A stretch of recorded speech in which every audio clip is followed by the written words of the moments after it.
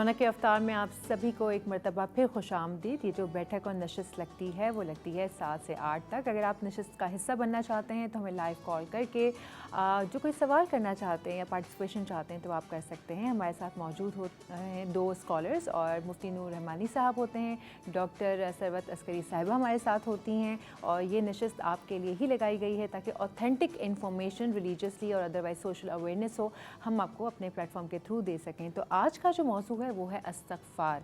मैं इसके बारे में थोड़ा सा क्लियर करना चाहूँगी कि इसका मतलब क्या है। इस्तग़फ़ार का उर्दू में मतलब है अल्लाह ताला से गुनाहों की माफ़ी मांगना या बख्शिश तलब करना, और ये लफ्ज़ गुफ़र से निकला हुआ है। आज इसके बारे में हम ज़रा डिटेल में जानेंगे। और वैसे भी तौबा करने को बार बार कहा गया है। अल्लाह ताला बहुत अज़ीम, बहुत रहीम व करीम है। आप कुछ भी करके आएँ लेकिन अल्लाह ताला डराता धमकाता है। बार बार हमें कहा जाता है कि तौबा करो, बार बार हमें कहा जाता है कि इस्तग़फ़ार करो। तो आज इस हवाले से ज़रा डिटेल में गुफ्तगू करेंगे। मुफ्ती साहब, सबसे पहले मैं आपसे ये सवाल कि एक तो इस्तग़फ़ार की डिटेल मानी, और उसके बाद कि बार बार कुरान शरीफ में और डिफरेंट अहादीस में हर जगह बार बार इस्तग़फ़ार करने का ज़िक्र आया है, तो ऐसा क्यों है? नहमदुहु व नसल्ली अला रसूलिल करीम, अम्मा बाद, फ़अऊज़ु बिल्लाहि मिनश शैतानिर रजीम, बिस्मिल्लाहिर रहमानिर रहीम। तमाम तारीफ़ें अल्लाह सुब्हानहु व तआला के लिए और दुरूद व सलाम अल्लाह के रसूल हम सब के आका हुज़ूर मोहम्मद मुस्तफ़ा सल्लल्लाहु अलैहि व आलिहि वसल्लम। आज जो मौज़ू अल्हम्दुलिल्लाह इस्तिग़फ़ार मग़फ़िरत से लफ्ज़ निकला है। इसका मतलब है अपने गुनाहों से मुआफ़ी मांगना। नबी पाक सल्लल्लाहु अलैहि व आलिहि वसल्लम का ये मामूल था, और आपने तालीम उम्मत के लिए यानी उम्मत को सिखाने के लिए हदीस में आता है कि नबी अलैहिस्सलाम, एक जगह है कि 100 मरतबा और एक में कि 70 मरतबा यानी कसरत के साथ नबी अलैहिस्सलाम ख़ुद इस्तिग़फ़ार फरमाया करते थे।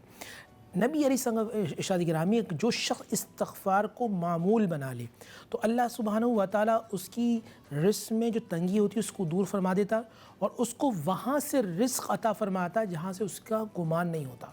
अच्छा, इसमें यह कि जब आप इस्तिग़फ़ार करते हैं कुछ चीज़ों में आप नोट डाउन कर लें। सबसे पहले तो ये कि जो आपने गुनाह किए उस पर आप नादिम हो जाए, शर्त अव्वल है। दूसरा ये कि जब आप जो गुनाह करते थे वो आप पक्की तौबा करें, सच्ची तौबा, जैसे कुरान का तौबतुन नसूह, कि वो गुनाह अब नहीं करूँगा।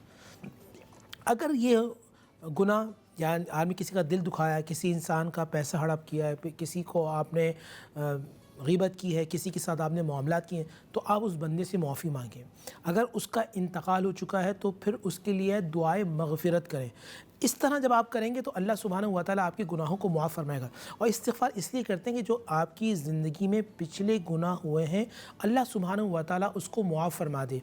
देखिए, दुनिया का एक दस्तूर है, अगर किसी ने कोई गलत काम किया किसी भी कानून के तहत, जैसे पाकिस्तान का कानून है, दूसरे ममालिक का कानून है, कोई गुनाह कर लिया, कोई गलत काम कर लिया तो वो लिख लिया जाता है, फिर आपको सज़ा भुगतना पड़ती है, लेकिन वो कानून लिखा हुआ होता है कि इस शख्स ने जुर्म किया था। मगर कुर्बान जाऊँ अल्लाह सुब्हानहु व तआला की रहमत कामिला पर, जब इंसान गुनाह कर ले और उसके बाद इस्तिग़फ़ार कर ले, तौबा कर ले, तो अल्लाह सुब्हानहु व तआला जब मुआफ़ फरमाता है तो वो गुनाहों को मिटा देता है। यानी कि फ़रिश्तों के सामने भी हिस्ट्री ख़त्म हो जाती है। और कल क़यामत के दिन जब बंदा अल्लाह की बारगाह में जाएगा, अगर उसने सच्चे दिल से तौबा की होगी तो उसके गुनाह नहीं होंगे, बल्कि अल्लाह की बारगाह में वो नेकियों का सामान लेके जाएगा। सुभान अल्लाह, बहुत खूबसूरत बात। आपा, मैं आपसे पूछना चाहूँगी, जैसे मुफ्ती साहब ने इस्तग़फ़ार के बारे में हमें डिटेल्स बताई हैं, तो इस्तग़फ़ार का असल तरीक़ाकार है क्या? किस तरह से इस्तग़फ़ार करें, हम तौबा करें? बिस्मिल्लाहिर्रहमानिर्रहीम, अस्सलामु अलैकुम। यकीनन तौबा और इस्तग़फ़ार के मुतल्लिक़ आज की हमारी गुफ्तगू बहुत ज़्यादा सैर हासिल है। और हज़रत इमाम जाफ़र सादिक़ अलैहिस्सलाम का इरशाद है कि कोई शख्स अपने मरने से 1 साल क़ब्ल तौबा कर ले तो परवरदिगार उसकी तौबा को कबूल फरमाता है। फिर फरमाया कि 1 साल तो बहुत बड़ी मुद्दत है। कहा कि अगर कोई अपने मरने से 6 महीने पहले तौबा कर ले तो रब्बुल आलमीन उसकी तौबा को भी कबूल फरमाता है। फिर फरमाया 6 महीना भी बहुत बड़ी चीज़ है, अगर कोई अपने मरने से 1 महीना पहले तौबा कर ले तो रब्बुल आलमीन उसकी तौबा को भी कबूल फरमाता है। फिर फरमाया कि 1 महीना भी बड़ी चीज़ है, अगर कोई अपने मरने से 1 हफ़्ता पहले तौबा कर ले तो रब्बुल आलमीन उसकी तौबा को भी कबूल फरमाता है। फिर फरमाया कि अगर कोई अपने मरने से 1 दिन पहले तौबा कर ले तो रब्बुल आलमीन उसकी तौबा को भी कबूल फरमाता है। और फिर फरमाया कि अगर कोई शख्स अपने मरने से 1 साल पहले तौबा कर ले तो रब्बुल आलमीन उसकी तौबा को भी कबूल फरमाता है।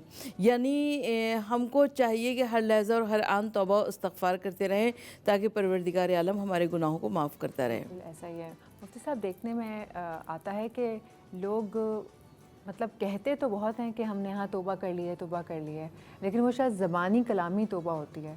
اور ہم توبہ کرتے ہیں اور پھر دوسرے ہی لمحے ہم انہی برائیوں میں اور انہی دنیاوی کاموں میں لگ جاتے ہیں.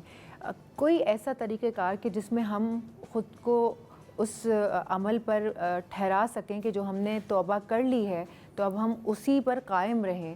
ہم کیوں انسان کی کیوں ایسی فطرت ہے کہ بار بار وہ پلٹ جاتا ہے توبہ کرنے کے بعد؟ دیکھیں میں آپ کو حدیث سنا رہا ہوں. یہ اس کو روایت کیا امام احمد بن حنبل نے اور اس کو امام ترمذی نے. اس کے راوی سیدنا ابو ہریرہ رضی اللہ تعالیٰ عنہ.